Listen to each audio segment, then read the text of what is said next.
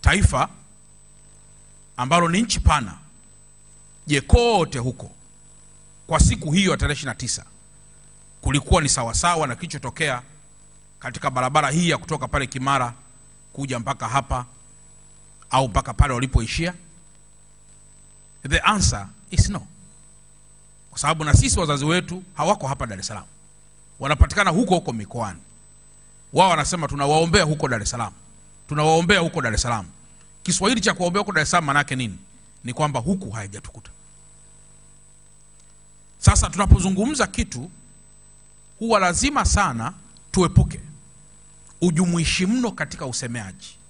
Nikisema ujumuishi mno kwa Kiingereza ni fallacy of hasty generalization, kwamba unachukua sampuli ndogo unaicompare na unit kubwa, halafu una draw conclusion kutoka kwenye premises ambayo ni ndogo, halafu unahitimisha kwamba hivyo ndivyo ilivyo. Hatujakataa kwamba katika mkoa wetu tulipata dharura hiyo, tulipata dhoruba hiyo, lakini hata unapofanya research unasema nilikutana na matatizo kadhaa.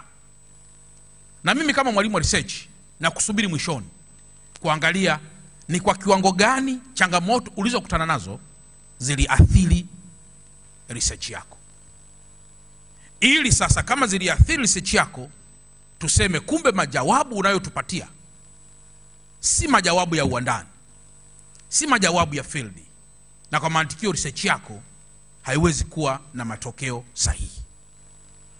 Kwa hiyo sisi mkoa wa Dar es Salaam tunaungana pia na Mheshimiwa Rais kukubali yaliyotokea, lakini na kuendelea kutoa pole kubwa sana kwa Watanzania wenzetu.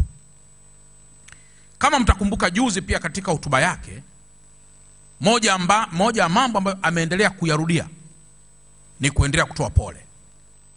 Tafsiri sahihi ya neno pole maana yake moja ni kukubali kilichotokea, lakini mbili ni kutoa neno la faraja kwa mtu yoyote yule aliyepata kadhia.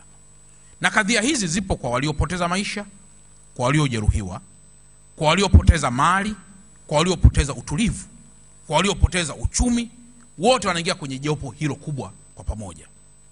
Tukiwaita wana uchumi watuambie tulikula hasara kwa namna gani kwa muda wa siku 2 au siku 3, watakuwa na maelezo yao. Tukimuita mtu mmoja mmoja aje kueleza ulikuwa kwenye duka lako umeweka nyama ya namna gani ili uweze kuuza baadaye, ataeleza mambo yake. Tukimuita mtu mwingine pia aweze kueleza mambo yake, ataeleza pia mambo yake vizuri.